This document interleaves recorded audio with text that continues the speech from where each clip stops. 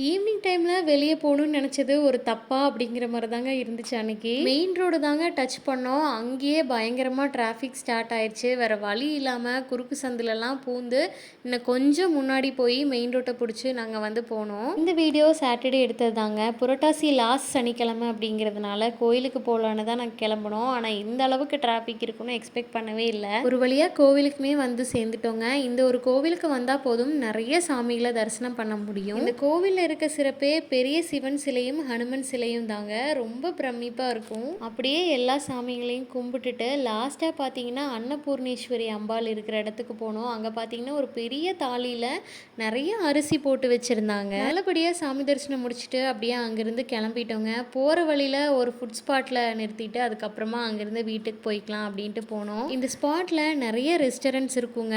வீக்கெண்ட்ல எப்பவுமே ரொம்ப கூட்டமாக தான் இருக்கும். டைமுமே பார்த்தீங்கன்னா 7 ஆயிடுச்சுங்க. அதனால நாங்கள் 2 பேரும் காஃபி டீ வாங்கிட்டு லியாஷ் குட்டிக்கு ஒரு இட்லி வாங்கி அவனுக்கு ஊட்டி விட்டுட்டு தான் அங்கிருந்து கிளம்புனோம். லியாஷ் குட்டி வீட்டுக்கு வரவே நல்லா தூங்க ஆரம்பிச்சிட்டாருங்க. மறக்காமல் என்னோட சேனலை சப்ஸ்கிரைப் பண்ணி சப்போர்ட் பண்ணிடுங்க. இன்னொரு வீடியோவில் பார்க்கலாம். நன்றி.